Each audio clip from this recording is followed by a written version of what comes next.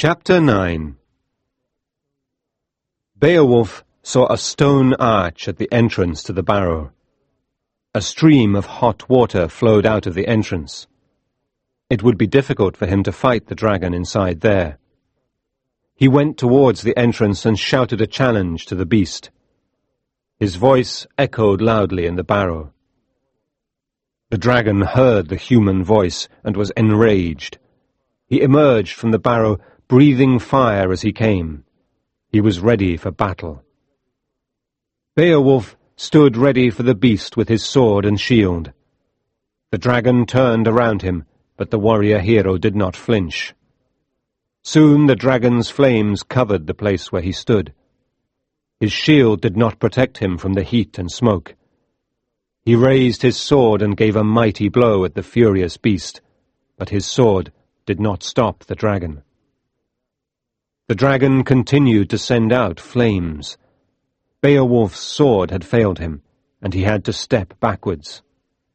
It was not easy for him to retreat from an enemy. It was Beowulf's destiny that day to leave this life.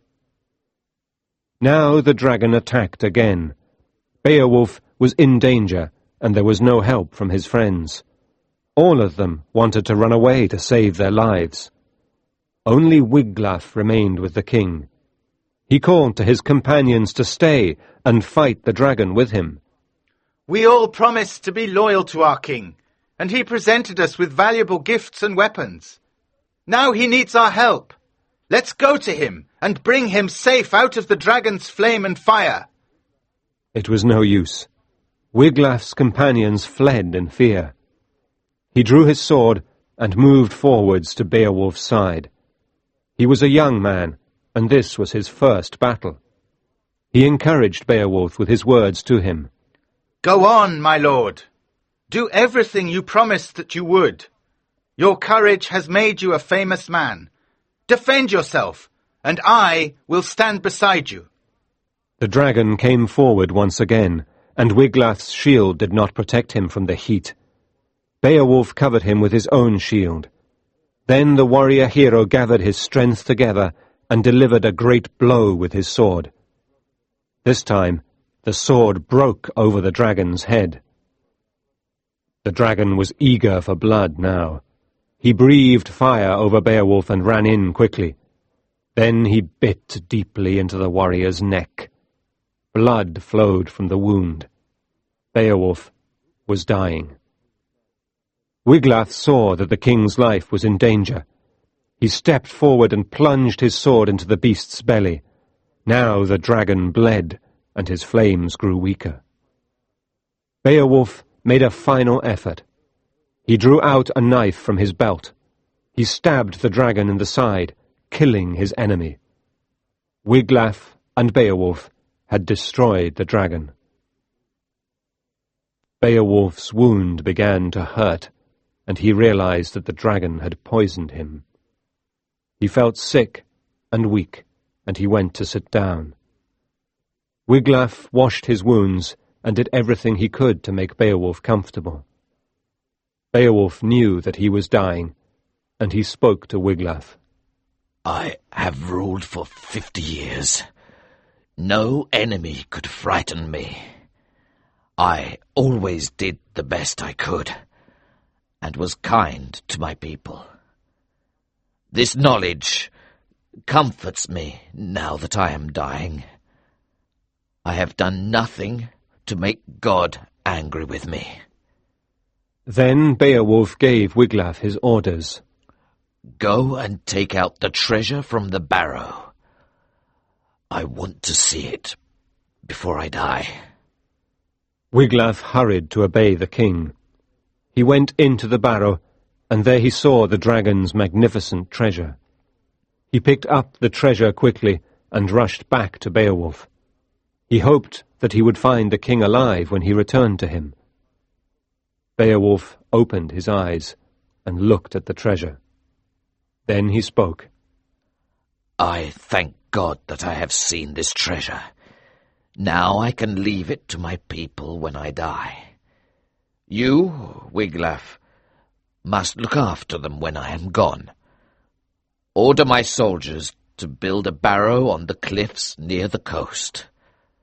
I want it high up on the cliffs, so that sailors will see it as they cross the sea. They will call it Beowulf's Barrow." Then the king took off the golden collar that he wore. He gave it to the young man, with these words, "You are the last of us." Chapter 10. Beowulf's companions who had run away from the dragon now came back. They were ashamed, and they stood watching as Wiglaf tried to revive their king. Wiglaf looked up at them and spoke these words angrily. "Beowulf gave you weapons and other gifts, but it was useless. When he needed you, you deserted him. Yet God allowed him to kill the dragon. I could not do much for him during the battle, but I tried to help him. I managed to wound the beast myself, but there were not enough of us." Wiglaf now spoke of his fears for the future.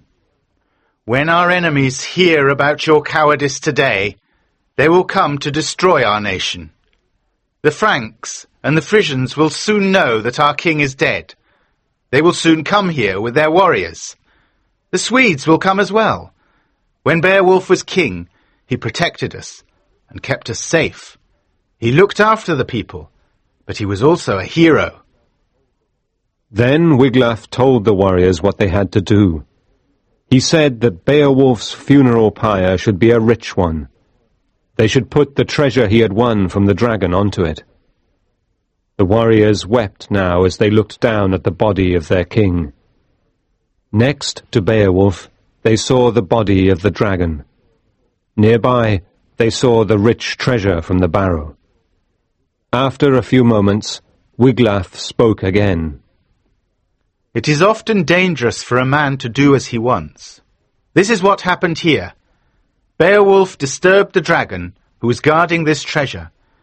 Our warrior hero found the treasure, but the cost was high. He died as a result of his search. He told me what to do before he died. He said that we should build a barrow for him on the cliffs." Wiglaf took the warriors into the dragon's hiding place. They took out the treasure that was still there. Then they threw the dragon's body over the cliff into the sea. Wiglaf now told them to prepare wood for Beowulf's funeral pyre. The Geat people built a great fire. They put shields and helmets on the fire, as Wiglaf had instructed them to do.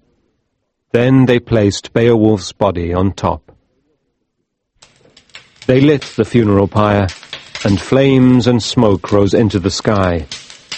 The noise of the fire was greater than the sound the people made as they wept for their king. A Geat woman began to sing about her pain and loss.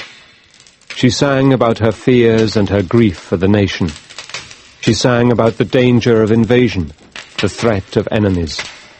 She sang about the death of the Geats, their slavery and humiliation. Then the Geats built a large barrow on the cliff. It was big enough for sailors to see from a long way away. It took 10 days to finish the work. They took the dust that had been Beowulf, and they placed it inside the barrow. They buried the dragon's treasure next to their dead king. Finally, 12 men rode around the tomb.